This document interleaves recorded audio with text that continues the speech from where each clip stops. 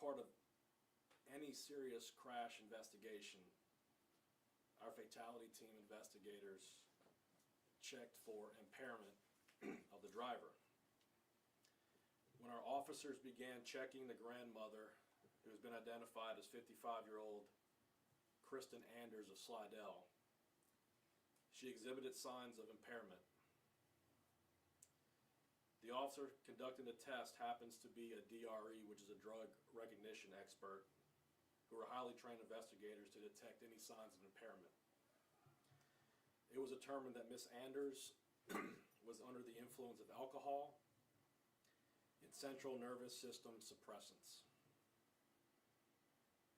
To add to this tragedy, Miss Anders was placed under arrest for vehicular homicide. This is any parent's worst nightmare.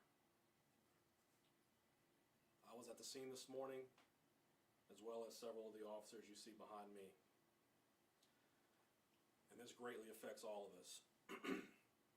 We all have kids or grandkids around this age. The first responders who were there had to witness this.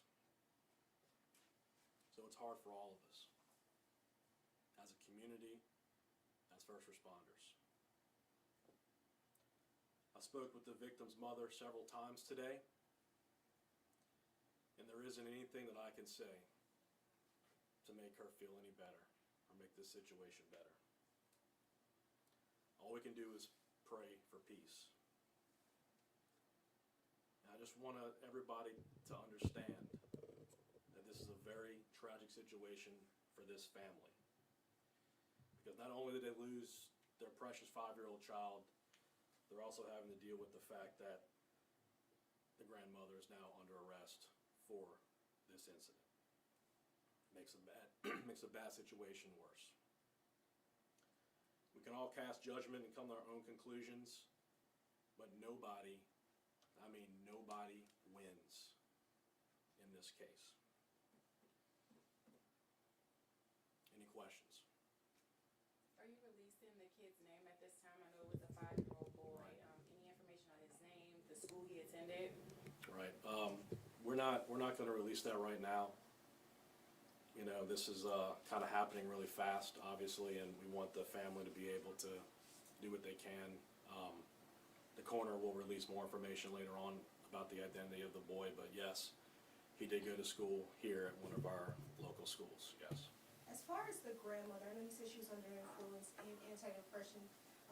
Could she have heard the little boy? How was he positioned that she was never able to look back and see that he was there? Right. Did she actually just keep going and then? No, so the grandmother immediately stopped after she realized she had run over something. You know, as far as the events leading up to what happened, all that's still under investigation. It's safe to say that I don't think anybody believes that she knew the child was in front of her car. I think that's very safe to say. But as far as the events leading up to that, and you know, we're still trying to put those pieces together, but she did immediately stop and has been very cooperative with our investigators since the incident. So she didn't back up over him, she drove over? Correct. The car was backed into the driveway, and the 5-year-old was outside and presumably seated in front of the car. We don't know. I mean, it's obviously it's a big SUV, but he was a tiny boy, and she didn't see him. Talking with neighbors in the subdivision, they were saying they heard the cries for help. When you all arrived, did the grandmother show any remorse, or did she say anything to officers about what just happened? Look, I was there personally. Okay, it was a tragedy. You know, we're not here to try to vilify anybody. It is what it is. The facts are what they are. It's just unfortunate for everybody that this happened the way it did. Was the grandmother actually living with the family at that house? We believe they're all living together, yes. Why do you think he was sitting in front of the car? Waiting for the school bus. And so just sitting down?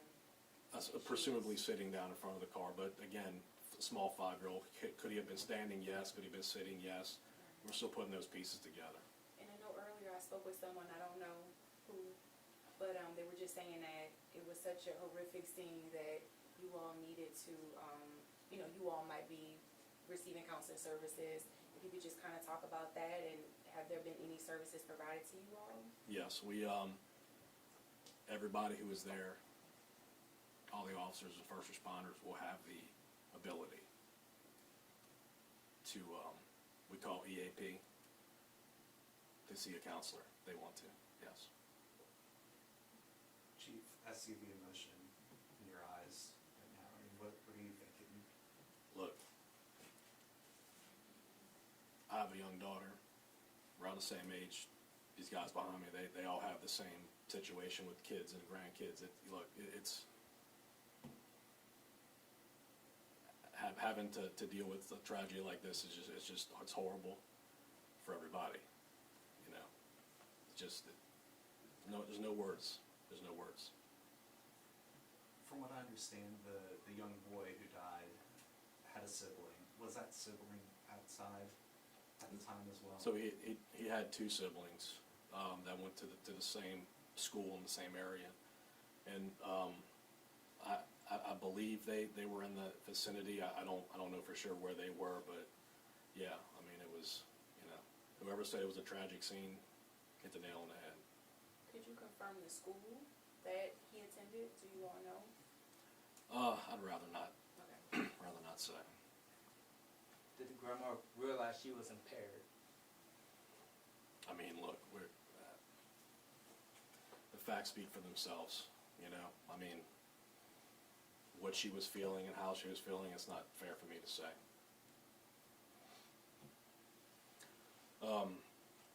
So in closing, I just want to say that you know, we appreciate the prayers, not for us, but for this family.